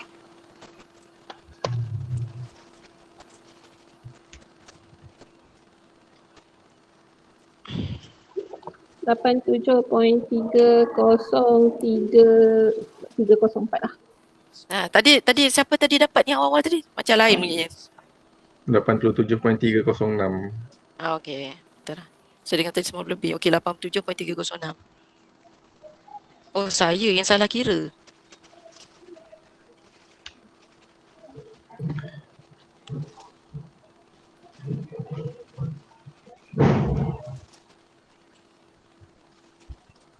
Sepuluh 33.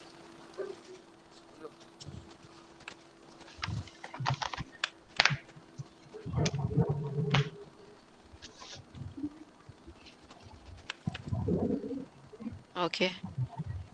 87.03 kali 10. Sorry. Log 1.0725 dapat ni kali 10 dulu. Dapat ni baru campur 87.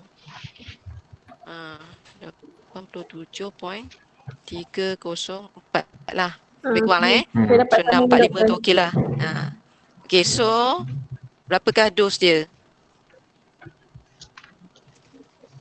Sama ada pakai yang tadi, formula tadi ataupun kaedah yang C per T tu.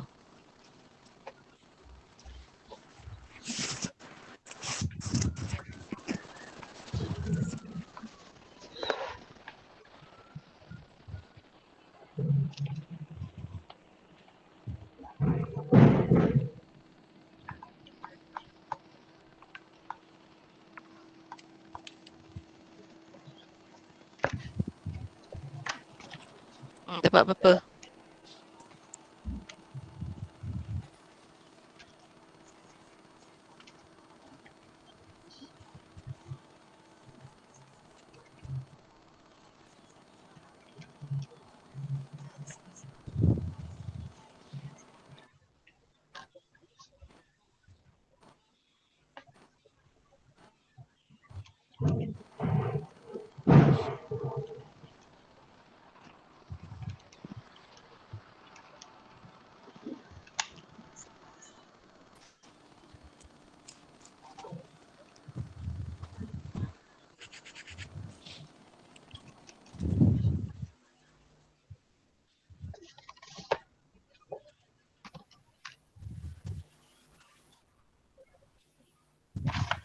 Apa?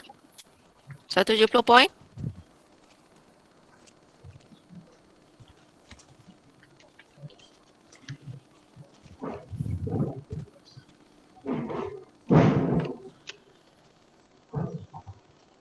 Nah, kan?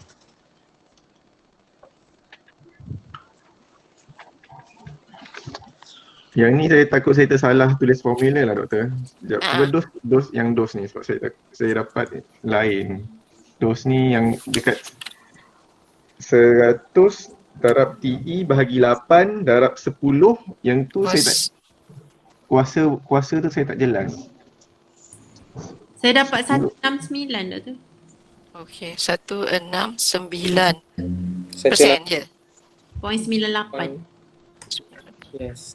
Oh, tadi saya sebut LAQ ni berapa? 87. 87. Okey, betul lah. 7 Tak apalah, lebih kurang lah. 169.70 ni lebih kurang lah. Ni kadang-kadang kalkulator kita ni, dia punya point kita ambil tu 3 ataupun 4 decimal point kan. Jadi jawapan tu lebih kurang je. Kita tak, ni dalam range dia ni okey lagi. Okey. Sekarang ni, saya harap ni faham semua. Kalau katakan dia berada di tempat kerja dengan dia include tempat waktu dia break ni, termasuk sekali masa tu dia dia punya exposure tu, termasuk morning break, lunch dan nanti, jadi kiraan dia macam mana. Kalau dia tak termasuk, kiraan dia macam mana. Apa pun konsep dia sama. Okey. Sekarang ni, ini untuk yang constant bekerja katakan macam ni 10 jam selama sebanyak 87 desibel exposure dia. Andai kata dia bekerja, tempat dia mungkin sekejap dia pergi kat departmen A. Sekejap dia lari masuk departmen B. Sebab apa? Mungkin dia buat rotation lah. Lepas tu nanti kejap lagi dia masuk pula departmen C. Sebab nak elakkan daripada exposure yang kuat di tempat yang sama tu, katakan 100 desibel. Jadi tak boleh kan? Dia kena buat rotation. Okey, tapi kena baca pula berapa exposure dia dekat situ, berapa dos sebenarnya yang terdedah. Okey, jadi dalam kes ini, bila kita ada senario yang kedua ni, senario yang kedua, dia berada di rotation lah kita kata. Okey, dia ada rotation punya shift ni. Okey, katakanlah okey, saya terus buat table dia lah. Okey, sound level meternya katakan di tempat yang pertama 115 desibel dan dia terdedah selama 15 minit. Ini ialah exposure time. Kemudian 105 desibel dia terdedah 45 minit. Dan kemudian 92 desibel dia terdedah selama 5 hours. Okey. Kirakan dos dia. Okey, apa yang kita kena buat ialah cari exposure limit dulu. Okey, exposure limit datang daripada table. Macam mana nak tengok? Refer dekat bacaan sound level meter. So, kalau 115, 28 second kan? Tulis dulu kat sini 28 second. Tapi kita nak tukarkan kepada minit, maknanya kena bahagi 60 lah supaya dapat minit dengan minit. Okey, kemudian 105. 5 minit. Okey, ni tak payah tukar sebab sama-sama 5 minit. Minit dengan minit. Okey, kemudian 92 desibel. 92. 1 hour 35 minit. 1 hour 35 minit. Yang ni kena tukar lah. Tak nak minit-minit ni. Kena bagi dengan 60. 60 saat, 60 minit. So kita dapat apa ni? 1 hour 1.58. 58 hour. Yang 5 minit biar. Kemudian yang ni, ni berapa? 28 bagi 60? 0.47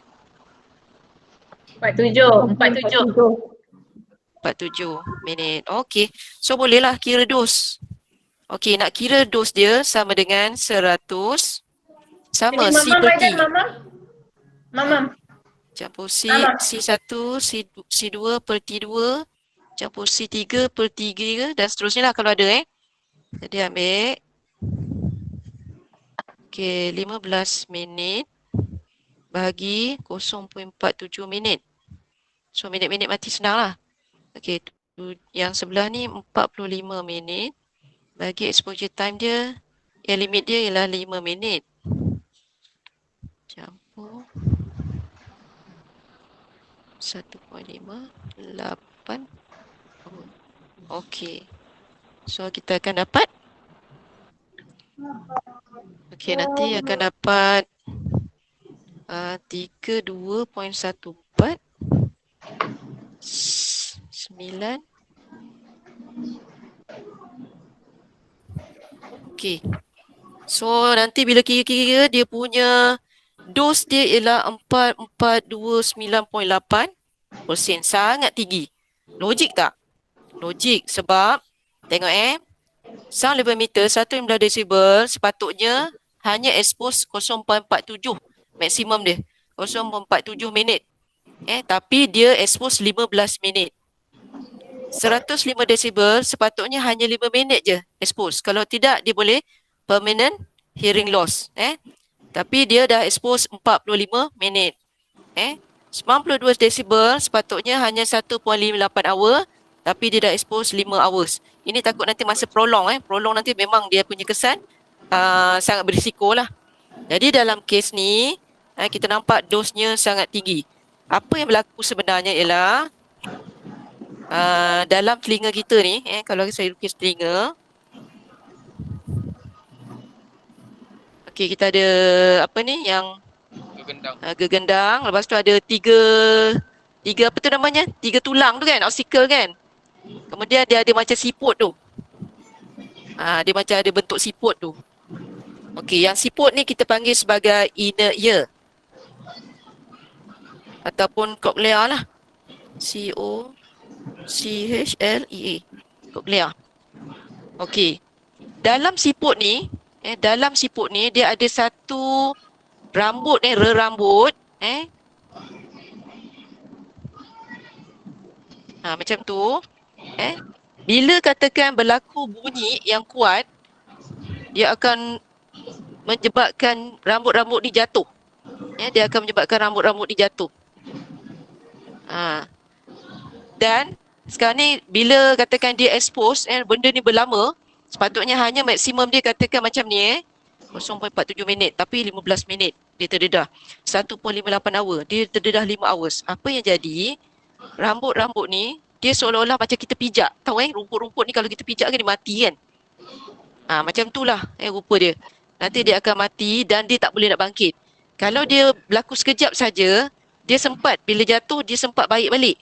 Dia naik. Ini yang nak menerima signal ni untuk masuk ke kita punya saraf otak.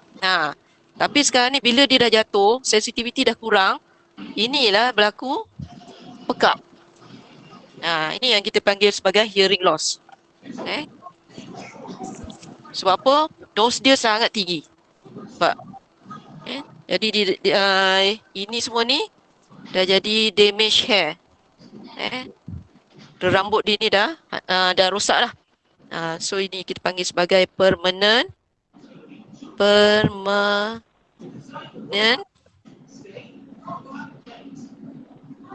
hearing loss. Sebabkan oleh prolonged noise exposure. Satu ialah peak dia.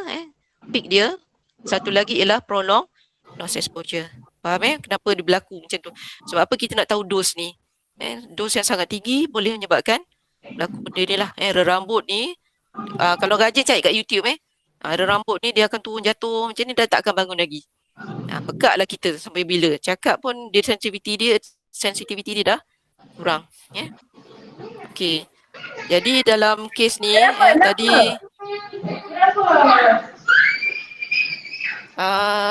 Dr. Nadira tolong mutekan.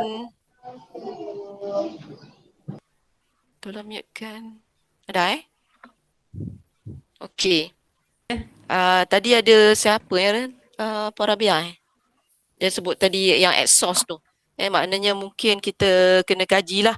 Kalau bunyi bising ni disebabkan oleh exhaust katakan mungkin komponen tu belaga antara satu sama lain kan, friction dia katakan between two wheels ataupun berlaku wear and tear. Dia berkarat. Tu mungkin salah satu punca yang menyebabkan berlaku bunyi bising yang kuat. Ataupun mungkin mesin tu loose. Dia sepatutnya tanam built-in dekat lantai tapi dia longgar. Jadi itu juga boleh menyebabkan berlaku bunyi yang sangat kuat. Okey, jadi kat situ kita kena substitute lah dengan komponen baru ke, ataupun kita reducekan speed pun boleh. Kalau sebelum ni, kalau laju menyebabkan bunyi yang kuat, jadi kita reducekan speed dia, ataupun kita tukarkan dengan kita cari material yang lebih soft lah, kalau boleh, ataupun mungkin kita boleh pakai fluid, kita gunakan fluid tertentu untuk reduce dia punya friction, pakai coolant dan sebagainya. Kalau tadi yang kata longgar, apa tu, kita build in tu dia longgar kan, jadi kat situ kita tightenkan balik, tighten up dia punya base, ataupun damper dia pasang lebih baik lah. Jadi kena ingat lah bagaimana cara kita nak suggest dia punya control measures. Okey, ini ialah senario kedua. Tadi senario pertama constant di tempat kerja yang sama. Okey, yang ni dia tak constant. Dia berada di department yang berbeza-beza. Okey, dan akhir sekali, dah pukul apa? Dah pukul 7. Okey, yang ni simple je. Yang ni pula katakan ni tempat kerja, ada source yang berbagai, katakan 3 tempat lah. Okey, yang ni contohnya katakan dia menghasilkan bunyi 79 desibel. Yang ini pula source ni kita ukur dia menghasilkan 89 desibel. Lepas tu yang ni katakan 85 desibel. Sebenarnya berapakah desibel yang kita expose untuk ketiga-tiga sumber ni? Okey, ni kes yang ketiga lah. Senario ataupun kes yang ketiga. Senario ketiga. Okey, jadi yang ni senang je. Kita ambil katakanlah P1 ialah 79 desibel. P2 ialah 89 desibel A. Lalu tinggal A. P3 sama dengan 85 desibel A. Okey, siapa ada idea macam mana nak buat dia? Ambil yang paling tinggi ke apa? Itu ada satu. Prosedur dia memang ada yang tu. Tapi sebelum tu, boleh ke kita campur macam tu? Tambah semua lepas tu bagi 3. Tak boleh. Dia tidak semudah itu. Okey, jadi dalam kes ni, kita ambil dulu. Mana-mana boleh. Katakanlah saya ikutlah dia urutan yang orang baik kan. P1 dengan P2. So saya ambil P1 versus P2 dulu. Saya cari apa? Saya cari difference dia. Okey, so P1 versus P2, saya ambil difference dia 89 tolak 79. So beza dia ialah 10 desibel. 10. Okey, jadi kalau 10 desibel, sekejap besar sangat. Okey, boleh. 89, 10 ada tak sini? Ada. Kalau 10 desibel, tengok nampak tak? 10. Okey, ni 9.7, 10.7. Sinilah 10 desibel. Difference dia. Jadi dia punya amount to be added ialah 0.4. Jadi saya buatlah. Nak senang, saya buat macam ni. Ini ialah difference. Ini ialah to add. Kita nak kena campurkan berapa. So dia punya perbezaan 10 desibel. Okey, daripada table ni dia kata kalau 10 kena campur 0.4. Okey, so dia punya bacaan dia dia akan jadi P1 P2 ni bacaan dia ialah saya akan ambil nilai maksimum daripada 2 ini, saya campurkan dengan apa yang patut saya tambahkan. Jadi maksimum sini 89 ke 79? 89. 89. Campur dengan yang saya patut tambah ialah 0.4. So bacaan dia dah jadi 89.4 desibel. Ini ialah P1 P2. Integration gabungan combination of P1 dengan P2. Okey, sekarang ni daripada P1 P2 yang saya dapat, saya versuskan pula dengan P3. Okey, P1 P2 difference dia, kita check difference. Ni 89.4 89.4 tolak dengan P3 85. So tolakkan dapat berapa? Dapat 4.4 desibel. Okey, saya buka jadual. difference dengan dia punya ni, berapa saya perlu tambah? 4.4. Kosong. 4.4. Ni. 1.3. 6. 1.3. Ya betul. 1.3. 1.3. 1.3. 1.3. Okey, bila saya kena tambah 1.3 ni, oleh kerana itu, P1, P2, P3, saya ambil nilai maksimum dia tadi, campur dengan sepatutnya yang saya kena tambah. Jadi maksimum dia ialah 89.4 dengan 85. Siapa yang tinggi?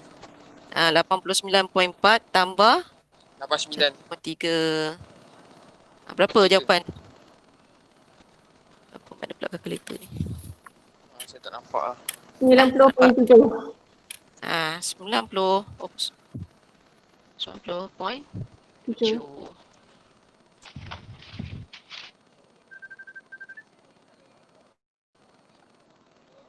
Inilah bacaan. Habis kan? 1, 2, 3 habis. Inilah dia bacaan yang sebenarnya berlaku bila kita ada 79, 89, 85, sebenarnya combination of dia punya sound tu, decibel dia ialah 90.7 decibel. Boleh? Boleh, betul. Okey, disebabkan masa sangat menceburui, nanti saya bagi ada satu homework lah. Boleh? Saya nak, okey tak apalah, saya tulis dulu kat sini supaya, okey, nanti cuba buat P1, katakan P1 ialah 85 desibel. P2 katakan 86 desibel. Desibel A. P3 katakan 85 desibel juga. Lepas tu P4 90 desibel. Okey, nanti cari. Saya nak, saya akan buat senario Katakan awak cari yang P1, P2 dulu. Lepas tu dapat gabungan dia ni. Awak buat P3, kemudian selesaikan P4. Macam tu, faham Okey, yang kedua P1, P3.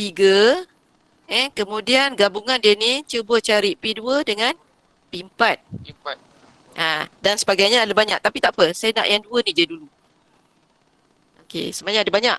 Kita boleh buat main-main lah. Ada orang yang nampak ni dengan ni dulu ke, ni dengan ni ke dan sebagainya. Sebab nanti awak nampak the moral of story dia ni, ada masa kalau kita ambil yang besar, tiba-tiba dia jadi macam tadi lah. Besarnya 12 tapi dia akan jadi, dia akan masuk range-range yang ni lah. 12 yang ni, jadi 0.2. Tapi kalau yang jadi kosong, 3 je. 3 yang banyak. 3 lah.